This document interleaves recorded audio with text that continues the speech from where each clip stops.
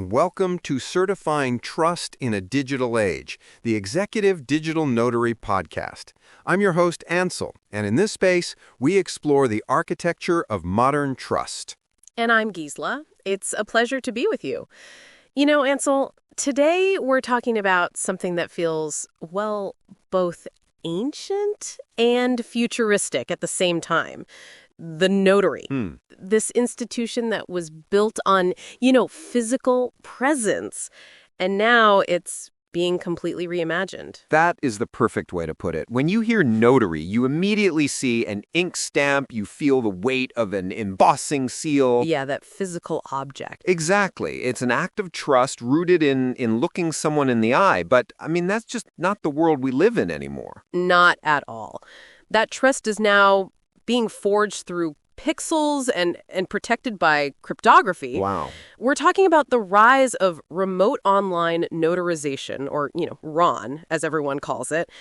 And this isn't just about convenience. It is a total digital rebirth of a profession that's thousands of years old. Okay, so let's start right there. Okay. For the executive listening in who's maybe heard the term but isn't deep in the weeds, Yes. What is RON fundamentally? Fundamentally, it's a legally valid notarization that happens entirely online. Right, so no paper. Exactly. A commissioned notary public meets you in a secure two-way audio-visual session. They verify your identity, they witness you sign the documents electronically, and then they apply their own digital seal.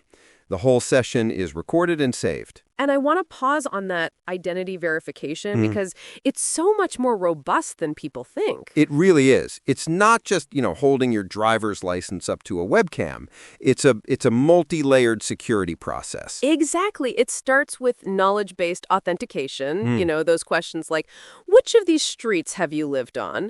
Then the system uses this advanced tech to analyze your government ID in real time, checking for security features the human eye would just miss. Wow. And get this, some platforms even use biometrics to match your live face to the photo on your ID. It's a rigorous, evidence-based process. So the how is impressive, but let's get to the why. The why, yes. Why should a business leader care? The numbers tell a powerful story. The e-notary software market is just exploding. We're talking projected to grow from a few $100 million to nearly $1 billion. That's huge. This isn't a fad. It's a fundamental economic shift. And that's because the return on investment it's massive. What does that look like? Well, imagine a process that used to take days, mailing documents, scheduling, travel, and now it takes 15 minutes from your desk. For industries like real estate, finance, or law, that's not just an improvement, Ansel. It's a revolution. It means faster closings, happier clients, and drastically lower operating costs. But, Gisela, you and I both know the question that always comes next, especially from the C-suite. The big one. Yep. Is it secure? Are we sacrificing the integrity of the transaction for speed? That is the soul of the matter. And the fascinating, almost counterintuitive answer is that RON is often more secure than the old way. Okay, more secure. Yes, the key is understanding the difference between a simple electronic signature and a true digital signature. Okay, let's clarify that because it sounds like the bedrock of this whole system. It is, right. So an electronic signature, that can be a scribble with your mouse or just your typed name. A digital signature is something else entirely. It's a cryptographic seal. Think of it like a personal signet ring and a wax seal from old times, but for the digital world. Okay, I like that. The technology, it's called public key infrastructure, or PKI. It gives you a secret private key. That's your signet ring. Only you have it, and you use it to create this unique encrypted signature on a document. And everyone else gets your public key, which acts like a master design of your seal. Exactly. Right, so you can use that to confirm two critical things. First, that the signature could only have come from your private key. And second, that the document hasn't been altered, not by a single comma, since you signed it.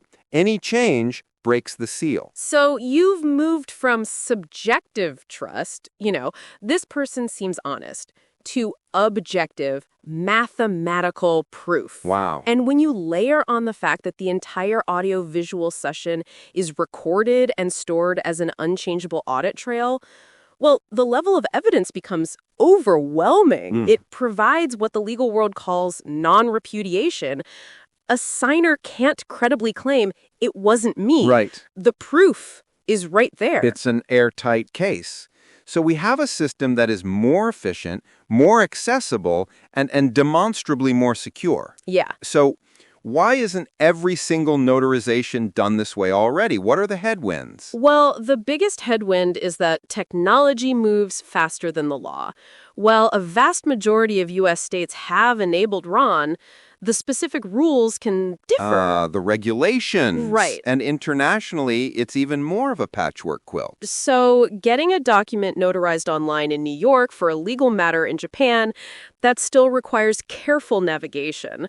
The technology is global, but the legal frameworks are still catching up. And then there's always the human element. Always. Onboarding people who just aren't comfortable with technology, that requires a really patient and user-friendly approach. The interface has to be flawless. It absolutely does. But the momentum is unstoppable.